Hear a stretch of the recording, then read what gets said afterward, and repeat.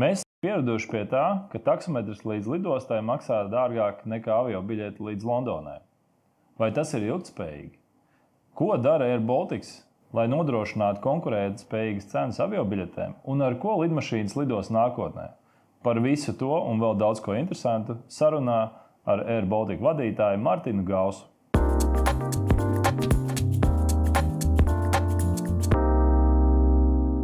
We are meeting today in airBaltic office with the CEO of airBaltic, and I think airBaltic has gone a very long way from just an ordinary air corporation into a sustainable, very modern company we know it today. Yeah, we have done a lot in the last 10 years. Actually, 10 years ago, we took probably the biggest step by signing up for an aircraft which didn't exist at that time. And we today are the largest operator of the Airbus A220-300, which is the greenest aircraft currently you can fly. I recently read an article that you are now letting the old aircrafts go back to the producers or leasing companies, so airBaltic basically will stay only with this new nice aircrafts which we know right now, yes? Yeah, we have actually also this week we started the redelivery of the last turboprop aircraft. This area is over. They go back to the lessor after 12 years. They were something we had from the past, and in the last 10 years since we changed the company, we still had to use them or pay for them in the last 2 years. And now they go. By October, all of them will be redelivered, and then that chapter is over, and we only focus on the new aircraft coming in. I think for just a normal passenger, probably aircraft is associated with environment, which we enjoy or we don't.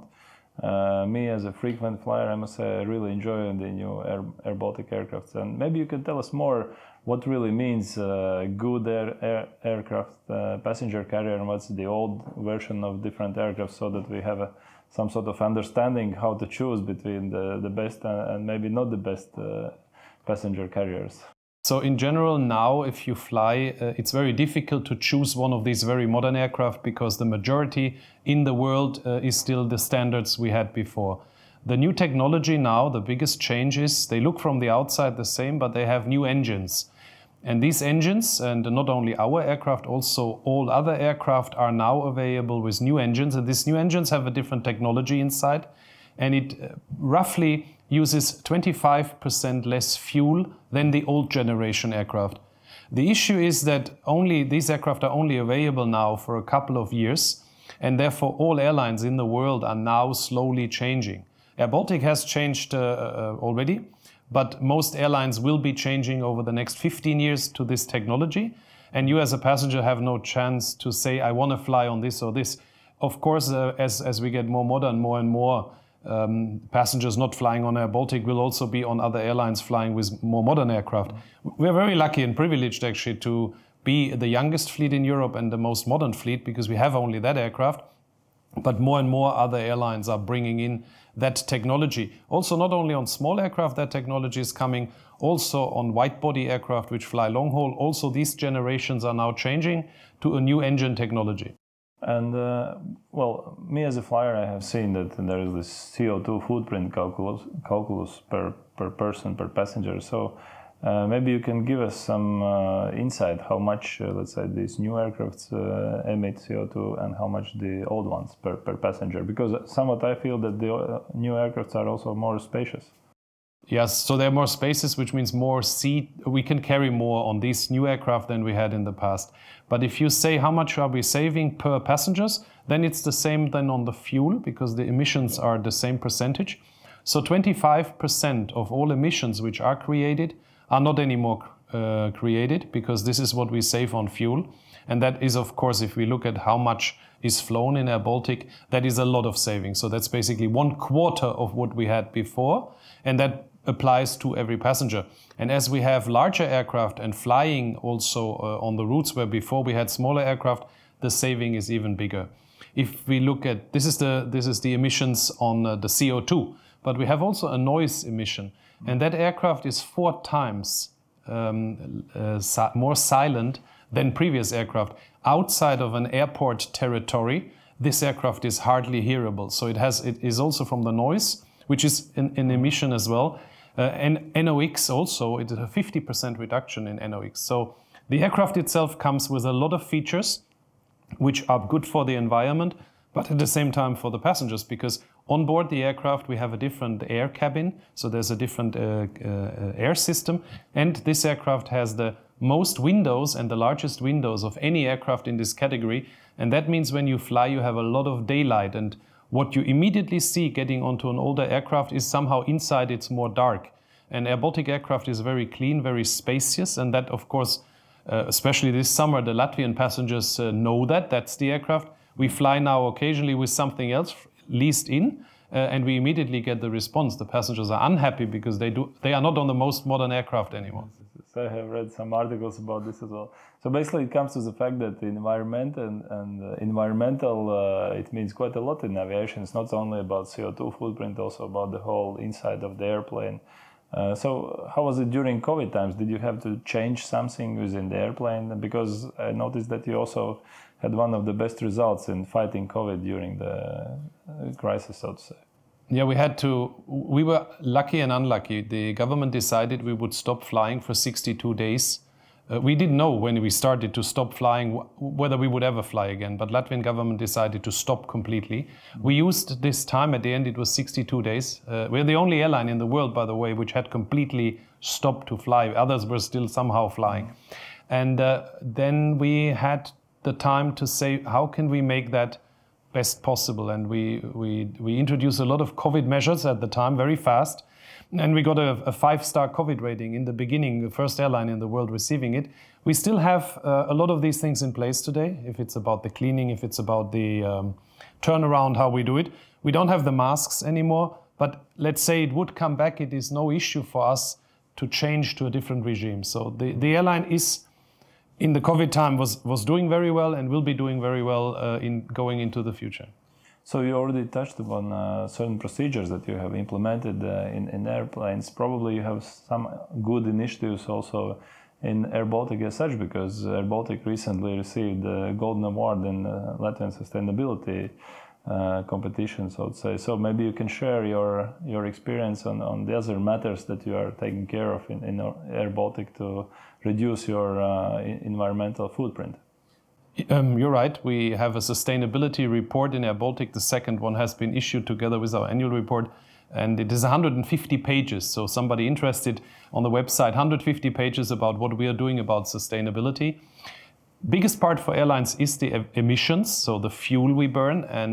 But we have signed, for example, last year to be at net zero by 2050, together with all other IATA airlines. So we have now to demonstrate how we get to net zero, so flying without any emissions, but also running the airline without any emissions. On the flying, the technology is not there yet, and we will need to invest in the future into new technology. But on the ground, there's a lot of things we have done and we are doing. We have, for example, done all the hygiene issues like separating the waste, which you can do immediately, reducing the paper by going for digital cockpit. So we have iPads instead of paper manuals for the pilots, and the technicians are working more digital. But we also changed from plastic bottles to glass, and then COVID came and we had to change back to plastic for hygiene, but we're going back to glass if it's about the water consumption. We took a decision to change. We have company cars for the technicians, for the ground people at the airport, and for the management. All of these cars are changed now to full electric cars, also a big saving if you look at it long term. And we go not only there on emissions, we also go on sustainability if it is about our corporate governance.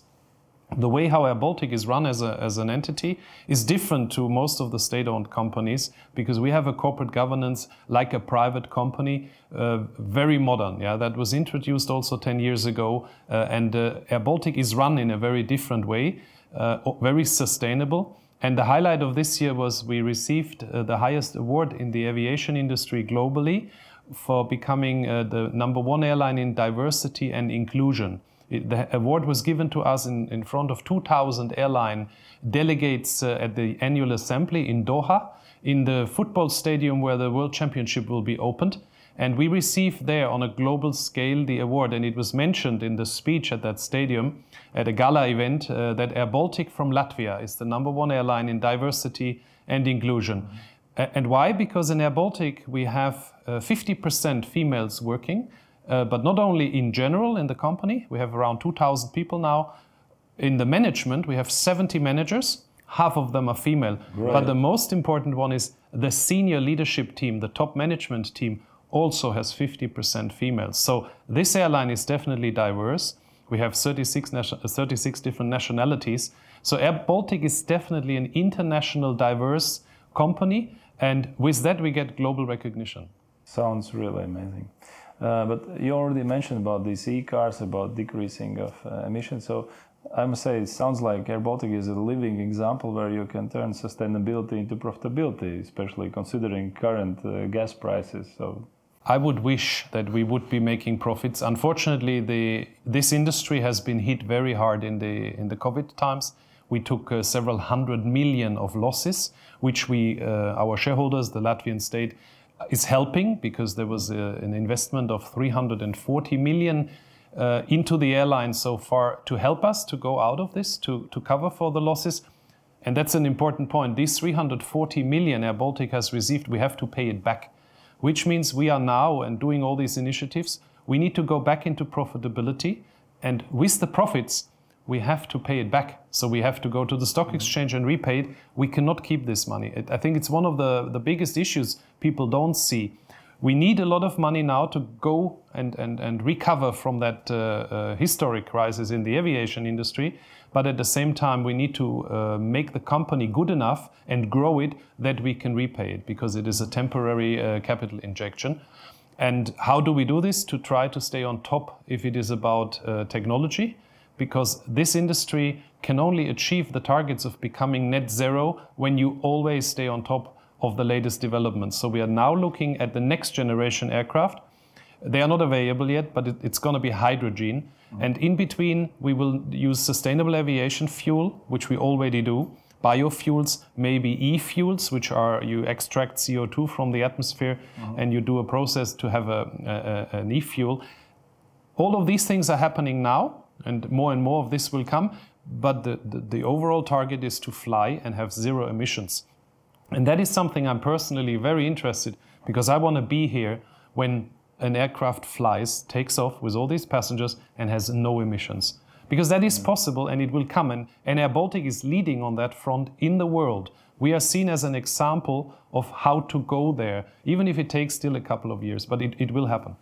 So you mentioned this hydrogen issue. I think it's a big issue also in our business, where we are driving waste trucks and talking about sustainable fuels. So maybe let's dig a little bit deeper into this topic, because I think an average passenger really does not know what the aircraft, what type of fuel is it consuming.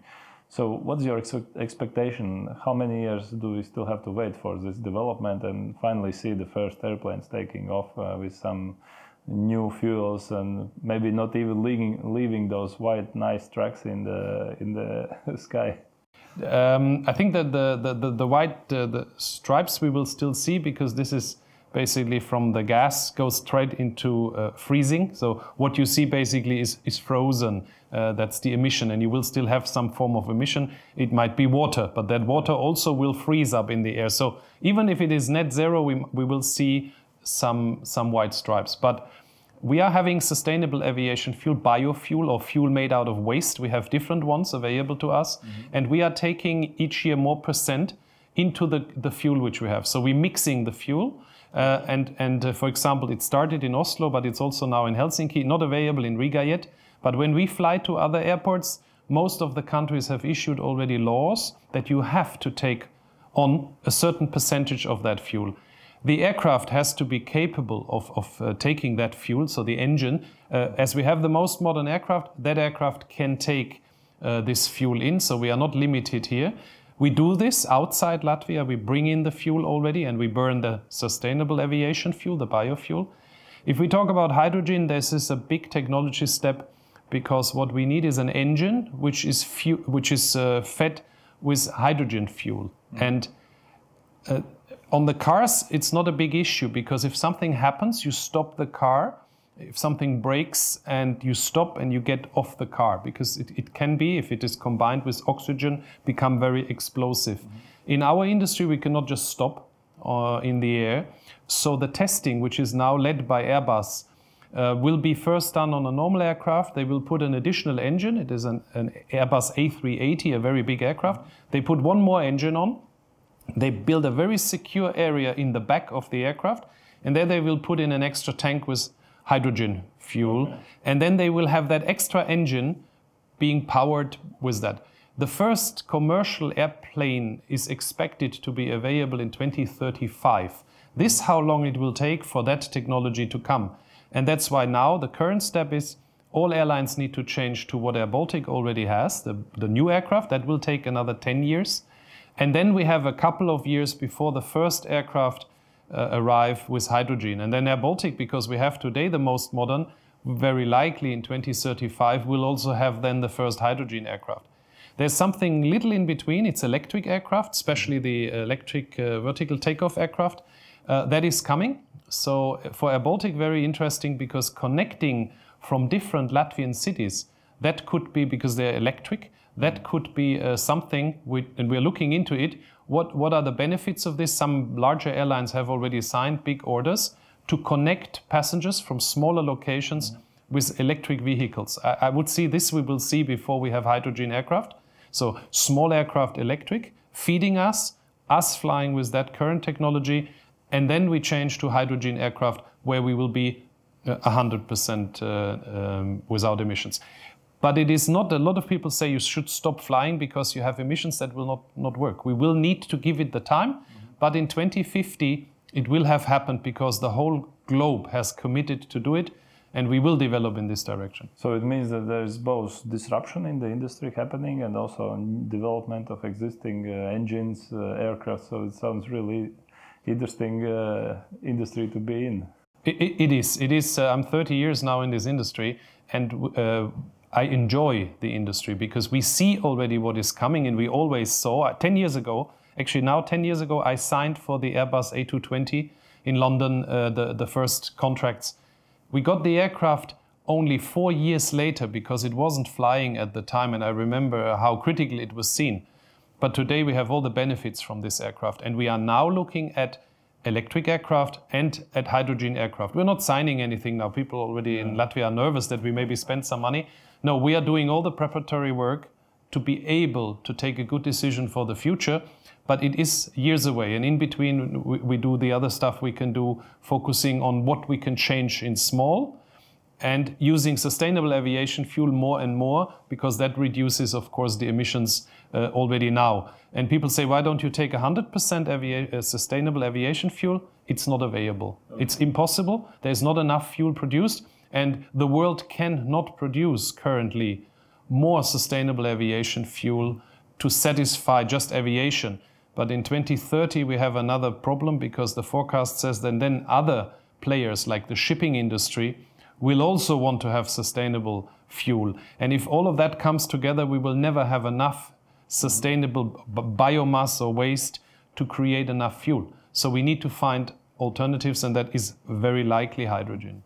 Okay, but talking about these fuels, so we all know that CO2 emissions come together with high taxation. So the average consumer, what he or she shall expect? Probably the price of traveling, of buying avia tickets, it will go up, or what is your expectation for the next, let's say, 3, 5, 10 years?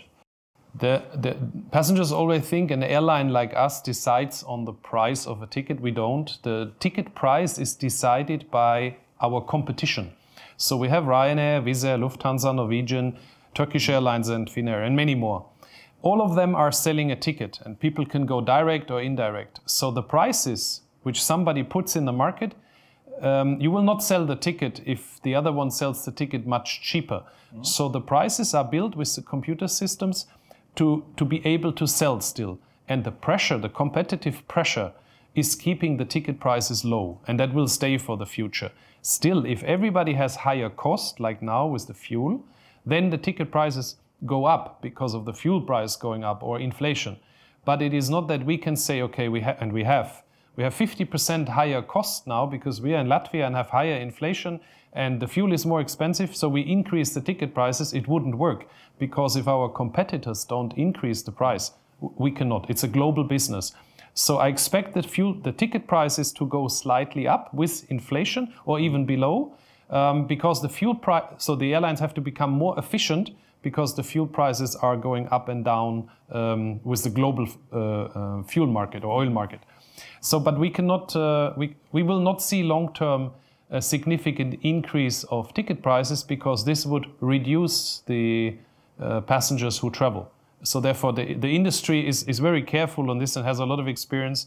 If the prices go up, the demand goes down. And of course we believe, all of us believe in growth, more travel, but it means it needs to be affordable. But talking about this more travel, I must say recently I have experienced a lot of delayed flights, basically traffic jams in some major airports. So what is your expectation for the future? How to handle this? Because one thing is we all want to travel, let's say, cheaply. On the other hand, people in the handling industry, they are probably not receiving enough high salaries, so they are going on strikes and so on. So which is definitely not sustainable if you go on vacation and spend half your vacation stuck in the airport somewhere. How to tackle this problem? No, we had yesterday the big example of, on top of all that, what happens in Europe right now, that Lufthansa was on strike the whole day. Mm-hmm. It was 134,000 passengers who were not transported. And because of the bottleneck at the European airports, the passengers are advised now from Lufthansa that they will not be traveling, most of them, this week, because all the flights are full and the airports cannot take more capacity because of not having staff. So we have a sustainable travel issue at the moment with hours of delays. We as airBaltic have been advised by European airports to reduce our flights while we had full airplanes to the airports. We had to cancel flights because the airports would not accept more aircraft or the normal aircraft anymore. It's a summer 2022 after COVID, after or during war scenario, which will be fixed next year. But this summer, the airlines know we have no chance. We are lucky because we started at least in the morning from the Baltics on time, but then we get the delays like everybody else, and we come and fly the whole day with a delay. But if you're in Central Europe at the moment, and all passengers see that, you have to be there earlier, it takes longer. It's because there's not sufficient personnel. As in COVID time, the personnel was laid off.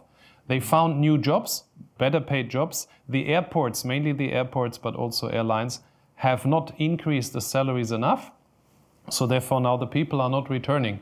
So our industry has to increase the salaries in these positions to bring back people to this industry. Otherwise it would go on. It's already happening, but unfortunately our summer is 3 to 4 months where we make the big peak business, all airlines in Europe. And that summer, all aircraft are full, but now we can't fly to these airports. Long term, not an issue because, of course, we could fly much more if the airports would be able to handle us. And again, we're in the Baltics here. Riga Airport is a shining example this summer of doing it very good. We have a new record on the shortest time, how long it takes in average for you to get your bag on the baggage belt.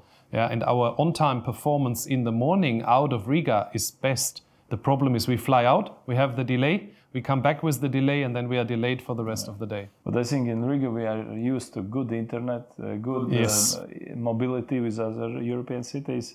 But it sounds a little bit that this traveling might become like something luxury and difficult in the future because higher prices, higher salaries, there is a big pressure on the pricing in general. So what do you think? What are the main challenges for your industry? The passengers might not want to hear it, but I think it is too cheap to fly 2,000 kilometers for a price of a cappuccino, which is possible with some of our competitors, or even with us, 19 euros 90 is our cheapest ticket. And I think if we look at it, is that sustainable that you pay 20 euros to fly 2,000 kilometers in the extreme case? But the taxi you take to the airport costs you more. Yeah. But if we are saying it should be more expensive, the passengers say it's too expensive. But what you get, you're transported in a very short time over thousands of kilometers for a very, very low price because our industry has become very efficient. So we can do this. Not this year, we're not making money, but we made money before. So we can transport you for this money. But is it right that only that is super cheap, but everything else is expensive? The passengers want to travel. That will not change. The generations coming, they want to travel even more. So we will not have the issue of people do not want to travel. The question is, are they spending the money then to travel? Or are they spending the money not traveling on something else? As long as the taxi drive is more expensive than the flying, I would say we have no problem. People will be flying. And I would say even if it would be more expensive, if you have the chance to go for a weekend to Rome or to Athens, yeah, and it would cost you €150, you probably take that decision in the future if you have the money, rather than saying, no, I stay here. And the generation coming there is so international now, they demand this. And these are the future travelers. So I see the future that even if prices would go up, let's say everybody would go up, that it will still be the cheapest way and the fastest way to move over long distance. So basically, in a way to summarize and wrap it up, I would say that while airBaltic is doing a great job to be sustainable and most sustainable among the airline companies, I think all the passengers still have to look forward and expect sustainable prices also for air travels, sort of be higher than the taxi drive to the airport in the future. Yeah, I think if we just look at it in a fair way, it should be fair. It should not be that people expect the price of a cappuccino to be transported, but then the cappuccino they are ready to pay €5. So I think it should be fair. But we also should not. So when we should earn our money. We should make profits. So we need to get to this point. But then we don't need to make more than profits, right? That's okay. And then we deliver what we can. But it should be fair, and it needs to be sustainable, because we cannot invest, and we have invested billions in the future. We cannot invest into the future if we are not doing it with profits. Okay, thank you for this very interesting discussion. So I hope that our listeners will enjoy it and see you on the airplanes. Thank you very much.